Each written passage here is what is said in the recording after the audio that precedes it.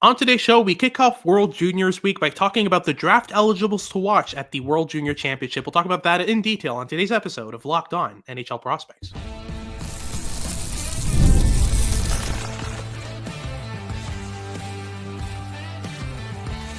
You are Locked On NHL Prospects, part of the Locked On Podcast Network. Your team every day. Hello, and welcome back to Locked On NHL Prospects, part of the Locked On Podcast Network, your team every day. On this podcast, we break down everything prospects related for you 5 days a week, Monday to Friday. I'm Händel, QMJHL and Crossover Scout for Elite Prospects, with Sebastian High, USHL and Crossover Scout for Elite Prospects. And on today's show, we'll be breaking down we'll be starting the World Juniors Week with a very interesting episode. We'll be talking about the draft eligibles to watch at the World Junior Championship, and there are a lot more than you think. There's 3 on Team Canada, which we'll start with in the first segment: Matthew Schaefer, Jack Ivankovic, and Porter Martone. In the second segment, we'll talk about James Hagens for Team USA, Victor Eklund for Team Sweden, and Luka Radivojevic for Team Slovakia. And then in the final segment, we'll talk about the 5 other prospects of note that are draft eligibles that will be playing at the World Juniors: Carlos Händel and David Lewandowski for Germany, then Tomas Pobezal and Chovan for Slovakia, and Vojtech Cihar for Czechia. Before we get into any of that, though, today's episode is brought to you by FanDuel. Make every moment more. Right now, new customers can get up to $150 in bonus bets with any winning $5 moneyline bet. That's $150 if your team wins. So visit FanDuel.com/LockedOn to get started. If you're watching on YouTube, as usual, remember to like and subscribe. Let us know in the comments what you think of the episode. And if you're listening on your favorite podcasting platform, please leave us a rate and review and make sure to make us your first listen of the day. So let's get started right away here with the first segment about Team Canada's draft eligibles. For one of the rare times, we have 3 draft-eligible prospects at the World Juniors for Team Canada. That's quite a rarity. Canada likes to bring their older prospects to the World Juniors. But let's start with Matthew Schaefer, who's been absolutely phenomenal so far this year in Erie and is more than deserving of a spot on that blue line. And to make this even clearer, it's already rare to have draft-eligible forwards at the World Junior Championship for Team Canada. Draft-eligible defensemen, that almost never happens. So what's so interesting about Matthew Schaefer that makes him one of the rare exceptions to that rule for Team Canada? High-end IQ and really, really impressive tools. This is a player who is fantastically mobile. He's so capable on both sides of the puck, whether it's the rush defending going towards his own net or leading the rush into the offensive zone. He can really just take control of shifts in a way that we haven't seen draft-eligible defensemen do very often in the past couple of seasons. Like, I think that a lot of us scouts have high expectations and hopes for Schaefer at this tournament, and there's potential for him to be the most dynamic blue liner at the World Junior Championships among draft eligibles since Rasmus Dahlin. There haven't been that many in big roles at this tournament for the big nations in recent seasons, but Schaefer is now one of those, having cracked the lineup. And with how he's been playing in the OHL this season, how he's been progressing every single game this year since returning from missing the first month of the year for with mono, has been really impressive. And he's a player that could certainly end up even on the top pairing on Canada's defense by tournament's end. He has some competition there with Tanner Molendyk, who has an A on his jersey, as well as Sam Dickinson, of course. But there's a really decent chance that Schaefer could really steal some minutes away from those more those older, more established players, because he really is a very special talent. And him having led Team Canada with the C on his jersey this summer at the Hlinka definitely also helps. He has that repertoire already with Hockey Canada. But talk me through how you think he could impact the game if he's given real top 4 opportunities and can maybe even like quarterback a power play for Team Canada. Yeah, so it already has. Yesterday, Team Canada, well, as of recording this, yesterday, Team Canada faced off against Sweden in a pre-tournament game. Sweden's no slouch. They're a great team in this tournament. And Schaefer was on the second pair with Oliver Bonk, and on, I believe, the second power play as well for Team Canada there, and played phenomenally. I mean, he had some growing pains at the start of the game, made a couple of rash decisions, some breakout passes that just didn't connect. But as the game went on and on and on, he got more and more poised, more and more comfortable, more and more confident. At one point on the second power play, the puck goes out into the neutral zone. He waved off Berkeley Catton and said, "This puck is mine," and just grabbed it and carried it into the offensive zone. The confidence is starting to grow as Schaefer is getting more confident in his abilities on the puck, but also off of it. the rush defending in that game was phenomenal for Matt Schaefer. I mean, he was able to suppress some of Sweden's better carriers, guys like Alex Chernik and not Alex Chernik, Otto Stenberg rather, who was blowing into the zone in front of him. He just kind of suppressed him off the rush, matched footwork, and just completely erased him from the play off the rush there. So he has that ability. And I think that shoulders Oliver Bonk's game as well. Those two have developed some chemistry. Bonk is starting to activate more, trusting that Schaefer's going to be able to hold things down on the blue line, but also the opposite. Schaefer's been activating and Bonk's been staying back. So they've been reading off of each other and making great plays. I think that's really the spot. Second pair left defense where Matt Schaefer's going to be able to do the most impact. And, second pair defenseman on Team Canada's World Juniors roster with the competition that he has. As you mentioned, Sam Dickinson was on the pair as a result of that. Like this is great stuff from Schaefer, right? It's fantastic. There's so much to love with this player, and I think that you're going to have a whole generation of Hockey Canada fans fall in love with his game at this tournament. He's really going to find his way into the hearts of the nation, but he's not the only draft eligible on this team. There are two others to note, and let's start off with perhaps the most interesting storyline among draft eligibles at this tournament over the past week or two. Jack Ivankovic might be winning the crease for Canada as both the youngest and the smallest goaltender invited to camp by Team Canada. Had some real competition. Carson Bjarnason, Carter George. Of course, Scott Ratzlaff was invited and then cut just over a week ago. But Jack Ivankovic, as a draft-eligible 5'11", 179-pound goaltender, is not only in the running to be a backup, but he seems to be competing to start this for Team Canada, and he started the game against Sweden, didn't he? Yeah, absolutely. He was removed after 2 periods just to give Carson Bjarnason a look, but I still think that there's so much to work with here with Ivankovic. His footwork and his reactions, the way that he's able to just read plays and react incredibly quickly, that is so good for a small goaltender as a baseline of skills to have, and it helps him compensate for his lack of size. Now, he did allow 2 goals against Sweden before being replaced by Bjarnason for the 3rd period. I think that may play against his favor, but at the same time, Sweden gave him very little chances. He was making a lot of big saves in that crease. Had to stretch out his limbs with the right timing. I think his technique is really good as well. Great RVH usage. Very, very comfortable going post to post. His hands are both equally good. There's no weakness between his glove and his blocker hand. And again, just those quick reactions help him so much in the crease. But I think as soon as you get bodies in front of him, because he's a smaller body, he can't really save as many pucks that he can't see. That's the big advantage of being a bigger goalie, is that by default, being bigger means even if you don't see a puck, you could still get a limb on it. That's not Ivankovic's case. I think that'll work against him for the moment. I think Carter George is really the true higher odds starter among those 3. He's really stood out in the games that he played, and I think that he's kind of in the front running. Bjarnason, in my opinion, from what I've seen, seems like the 3rd man out based on the viewings I've seen from those 2 games. But again, with goalies, with Team Canada, you never know what's going to happen. I wouldn't rule out Ivankovic starting. That wouldn't be surprising at all. But we have one more player to talk about, Porter Martone, who seems to get forgotten sometimes in these rosters. He was scratched yesterday against Sweden, but played against Switzerland. Talk me through what's interesting in his game and what Team Canada could see in him being a top 12 forward in this roster.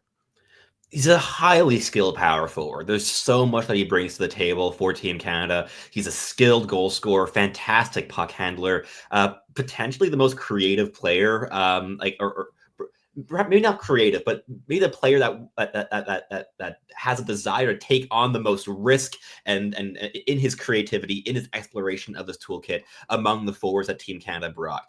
Porter Martone always loves to test out his toolkit, test the opposition, see what works, and he does make mistakes in those ventures, but a lot of the time it does work because he is a really intelligent, powerful, skilled player. Still some question marks in his game. There's still some explosions of physicality rather than sustained physical pressure, and that can just be a bit too much at times. So perhaps one slight concern would be taking a game misconduct at a really inopportune time. That could be a thing with Martone. That said, if he's playing in that middle 6 for Team Canada, or whatever line combination he's playing with, he'll be able to bring his style of game, which is again skill, power, and a bunch of creativity. But What do you think that would that Martone could bring to the lineup that would make the biggest difference for Team Canada at this tournament? It would be the one thing I've seen that I haven't seen so far from him this year in Brampton. Effort. He showed a lot of effort against Switzerland, and he didn't really need to. Switzerland isn't a team you necessarily have to hustle hard against in order to create, but I really like the back-checking effort. I really like the forechecking effort, which is something that's been a bit inconsistent from Martone this season. He's been dragging his feet a little, making a bit more low-paced plays, but what I've seen from him this in that Switzerland game was high pace, high effort, high motor. That's what's missing from Martone's game. If you can show that more consistently, especially at the World Junior stage where all the scouts are going to be watching, I think that's a great kind of step forward to take in his career. It's a great kind of platform off which he can kind of build off his game and become even more effective and place himself in the running for the first overall pick in the 2025 NHL draft. But that's the first segment done. We'll get into the second segment here where we talk about James Hagens, Victor Eklund. I'm going to mistake those two a ton. And Luka Radivojevic. We'll get into that in just a second. But just before, a quick word from our sponsors over at PrizePicks. Today's episode is sponsored by PrizePicks. If you love sports, you're going to adore PrizePicks, the best place to turn your sports knowledge into real money. Whether it's hockey, football, or any of your other favorite sports, PrizePicks makes it easy to get in on the action. You can now win up to 1,000 times your money on PrizePicks. Plus, this holiday season, they're giving away $30+ million in rewards during Picksmas and offering 2 free picks in December. And when your picks hit, PrizePicks makes it easy to cash out so you can get your money in as fast as 15 minutes. This week on PrizePicks, I'm eyeing the hockey board, looking at Jack Hughes for more than 4 shots on goal and Artemi Panarin for more than 1 assist. It's so simple to make my picks and have fun with friends while potentially cashing out fast. Download the app today and use code LOCKEDONNHL to get $50 instantly after you play your first $5 lineup. That's right, $50 instantly. PrizePicks, run your game. Alrighty, so moving on to our second segment, we'll be talking about the USA, Sweden, and Slovakia top-end draft eligibles that are going to be playing at this tournament. 3 first-round candidates, and James Hagens at the very top, Victor Eklund as a top 10 candidate, and then Luka Radivojevic as a late first-round candidate as well. All 3 of them will be playing at the World Juniors, probably playing some decent roles. So far, what we've seen from James Hagens, from what I've seen in terms of the roster combination, he's been playing in the middle 6 for them, playing some reliable second power play minutes. This is a deep roster for USA, though. We can't really fault Hagens for that. But what's the skill like here with Hagens, and what could make him stand out at this tournament? Dynamism in transition, I think, is going to be the name of the game for James Hagens here. He'll be playing a really high-pace, high-skill offensive style. He's one of the quickest players in this USA roster and already has ample international experience. I mean, he just broke the U18 World Championship scoring record back in May for Team USA on the road to a silver medal finish against Team Canada, and he'll be bringing a lot of those same qualities. High-end playmaker. You're going to see him opening up tons of lanes for goal scorers he might be paired with, whether it's Ryan Leonard or Cole Eiserman. He'll be able to create a lot of time and opportunity while also having a gravitational pull on opposition. He's such a dynamic puck handler. He's able to retain possession through really tight situations and drag defenders out of position before hooking a pass around them into space for his teammates. And he's also played already with so many of the players on this USA roster. He's been playing up in age groups for so long as a highly talented player here in the 06 class. And overall, he's a player that I think certainly deserves a mention here for Team USA. But he's a player that I think is going to really do the bulk of his work offensively. He's a decent enough defensive player at this stage in his career for draft eligible, but USA is going to really want to shelter him a little bit, give him those offensive zone starts, allow him to just leverage that pace and skill to just create incessantly, which he does at a very, very high level. But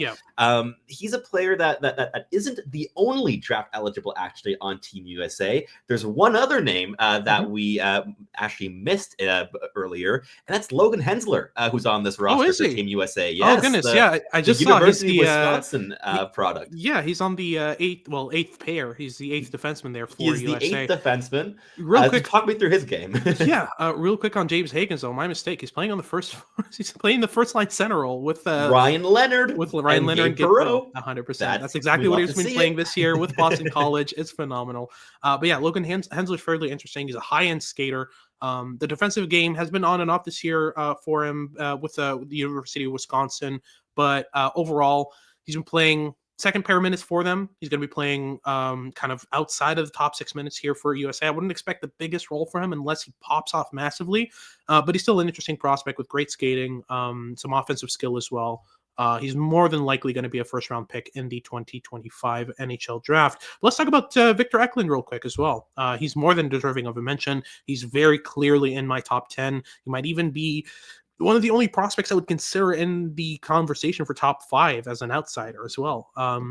Seems like a pretty clear top 5 so far this year, but Eklund is making a great case for it. Watched him in detail for Sweden against Team Canada, and I mean, this kid is just so creative. He's instantly impactful. He's able to just hop on the ice and instantly create something. He was playing 4th line minutes for Sweden in that tournament, but he got a shift in the first minute. He was on the ice for the last minute of the game when they needed to score a goal. They're still relying on him pretty heavily in terms of creating offense, right? So I think that's going to be in his role an outsider on the at 5-on-5. But as soon as you get a man advantage, or as soon as you really need a goal, Eklund's going to be out there. And what keeps impressing me with Eklund is just how good his contact skills have become. Yeah. He's 5'10", 175-ish pounds, but he uses it so incredibly well. He's able to lift sticks inside of pivots in order to catch defensemen with their feet planted and just kind of rip off the boards with the puck.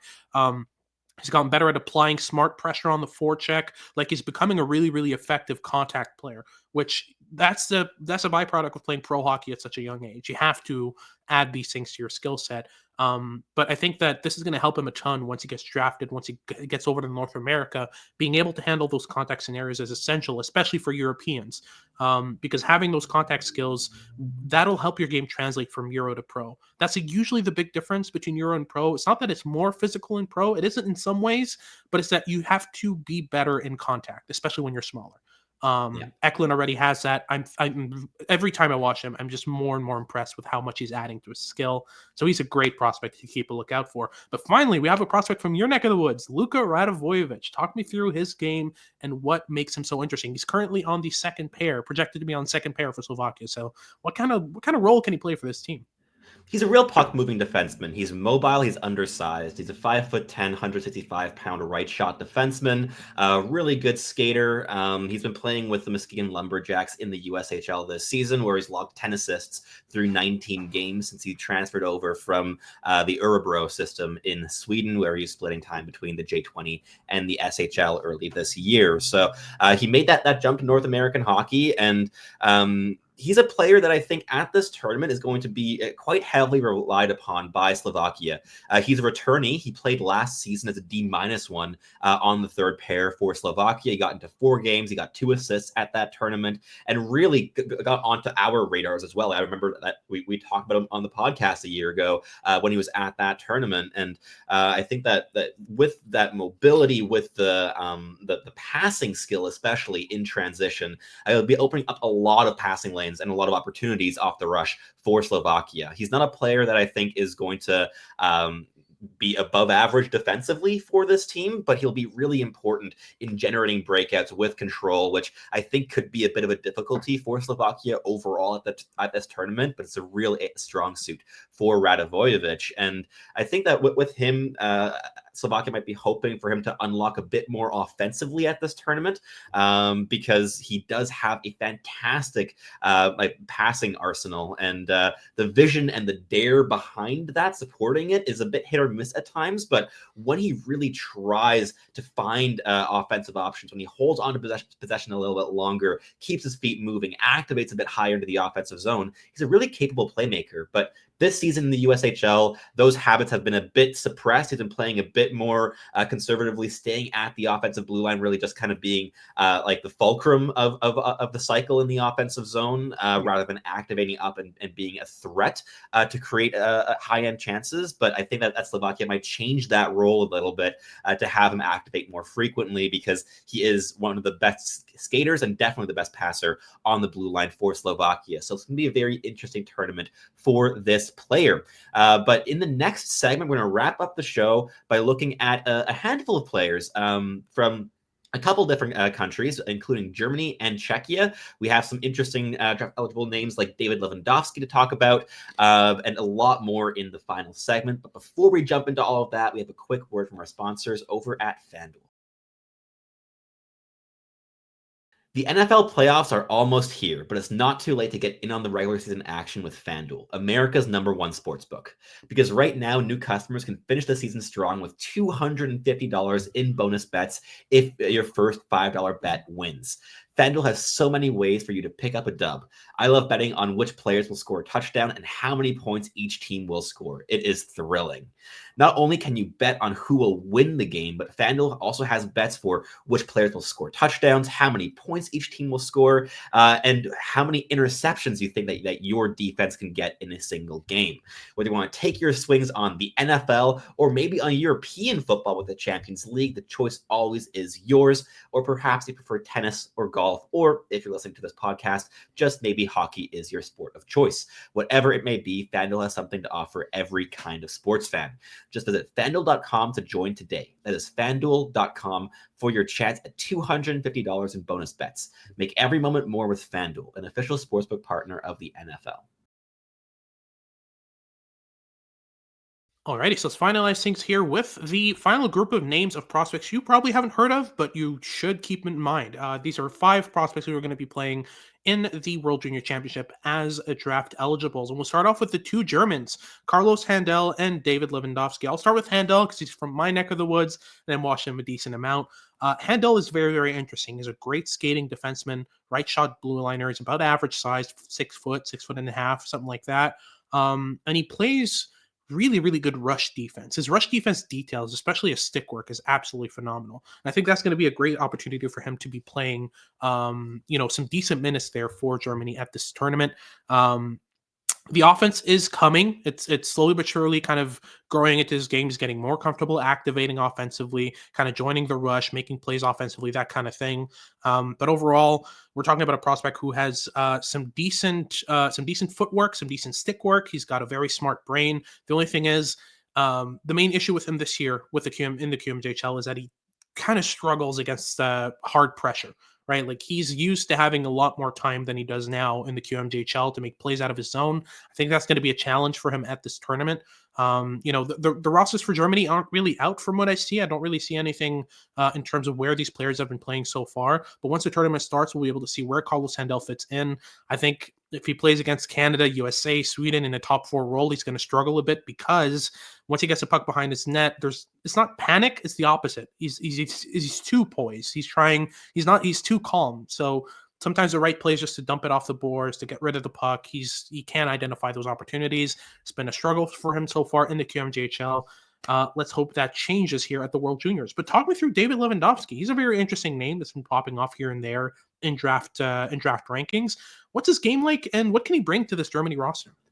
Yeah, he's a really speedy forward who's transferred to the WHL this season with the Saskatoon Blades after he was developing with Düsseldorf in Germany, playing everywhere between like the U17 and the German 3rd Division, and even this season, the German Top Pro Division, before he made the switch to North America. And he's a really speedy player with some really solid physical details. He initiates contact well. It's quite clear that he already has some professional experience with how he plays the game of hockey. A lot of like direct attacks through sticks rather than just trying to get around every opponent, and he leverages his combination of speed and power really effectively in those ways, but still has some growing room in terms of executing plays at high pace and really letting his dynamism flourish. So not a player I think is going to have a massive offensive tournament for Germany, but definitely a guy that I think will be a really useful middle 6 piece for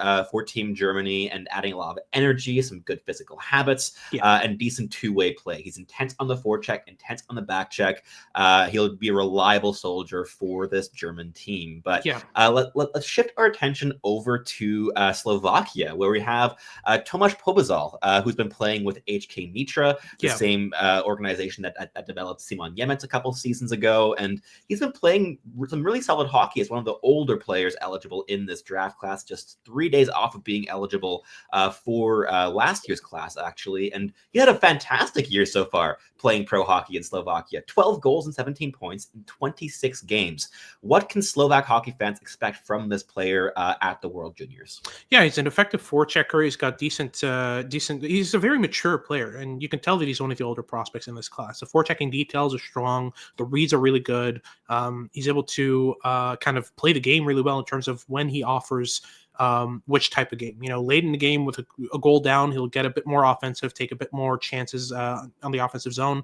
But overall, I think that there's still some decent prospects to talk about here. I also want to talk about Maxim Schäfer, who I just found the roster for Germany against Kazakhstan, the game that they played. Carlos Händel, first pair right defense, great start. David Lewandowski, second pair left wing, also a great start. Maxim Schäfer, first line left wing for Germany in this tournament. He's a 6'3" forward, plays a heavy forechecking game as well. I think the maturity in his game for his age is really what's making him stand out in this roster. So fairly interesting prospect on that side. We also have Jan Chovan to talk about. He's been an interesting prospect. Talk me through what he brings to the game and what role he can play for Slovakia in this tournament. Yeah, he's a solid player here for Slovakia. He's a 6'3", 181-pound left shot centerman. He's going to bring a lot of that size and physicality to the equation, and he's also a player that's been playing some pretty solid hockey at the U20 level in Finland this season with Tappara. He has 17 points in 25 games there. He's not the most dynamic offensive player, but in terms of a draft eligible who can just bring some consistent, solid defensive performances for Slovakia in the bottom six, I think he'll be a useful piece. He's not a guy that's going to blow the doors off and score a bunch of goals in the offensive zone or even be an important power play piece for Slovakia, but definitely a guy that can lock things down at even strength, and who's also shown already in past tournaments, and he was there at the Hlinka Gretzky as well for Slovakia, where he had a decent showing too. Yeah, absolutely. And those are the 2 and 3 C's for Slovakia as well, Tomas Pobezal and Jan Chovan. They're going to be very interesting watch so far for this tournament. I think that Pobezal is still the better commodity of the two. Chovan's a bit more limited offensively, but both of them bring different versions of the game. Like Pobezal's a average size center, Jan Chovan's 6'3", so there's a size difference and a physical difference there. But the two are very interesting and should develop pretty interestingly at this tournament. But lastly, to close things off, we have Vojtech Cihar to talk about. He's a fairly interesting name at this tournament. Talk me through what he brings to the game and what type of game we can expect from him at this tournament as well. Yeah, here's another player that I think could play a decent depth role at this tournament. He is a 6'1", 187-pound left shot left winger here for Czechia, and he's been developing in the Czech Pro League this season, where he has 3 goals and 7 points through 25 games, playing mainly bottom 6 minutes, but a couple of games that he has logged where he's been playing on the first line. So he's a player that his team believes in, with having a bit more offensive upside as well, but who hasn't quite shown that so far this season. He's been mainly a good energy forward in the bottom 6 at the Czech Pro level, and I think at this tournament, especially with the amount of drafted talent that Czechia is going to be bringing to this tournament, he's not a guy that's going to be getting a bunch of offensive opportunities, but definitely a player that can add some energy and some defensive habits that are quite refined for his age to the equation in the bottom 6 for Team Czechia. But again, there's a lot of those older players that I think are going to be hogging the offensive opportunities there for this team. Absolutely. I think the two or three guys that have the most the most runway in terms of adding to their draft stock and really standing out would be in this group, at least, Carlos Händel, David Lewandowski, and Tomas Pobezal. Those are the 3 names I would say really look out for them. They could really impress at this tournament. Germany's obviously going to struggle, but they do have some decent pieces here and there that could stand out in those blowouts against Canada and USA and Sweden. But I still think that's a 3-man list that really look out for. Yeah. Pobezal could really increase his draft stock, Händel as well, and David Lewandowski. And for the US, I also think that Logan Hensler could rebound his draft stock with a strong performance. We've seen him dropping down draft boards a little bit over the past couple of months, and Wisconsin is never the kindest of programs to scout draft eligible players in. There's always some holes there, and he struggled at times as a result of that. But if he plays consistently and maybe gets onto that third pairing and plays solid hockey, he could also get his draft stock back up into the 20s and even the teens. Absolutely. So that wraps it up for today's show. Thank you very much for tuning in. If you're watching on YouTube, remember to like and subscribe. Let us know in the comments what you think of the episode. And if you're listening on your favorite podcasting platform, please leave us a rate and review and make sure to make us your first listen of the day. For your second listen of the day, remember to check out Locked On Sports Today. They've got all your news and updates about what's going on around sports. And make sure to tune in for our next shows as we continue World Juniors Week and close things off for the month of December. This has been Hadi Kalikesh with Sebastian High. Happy holidays, and we hope you tune in next time.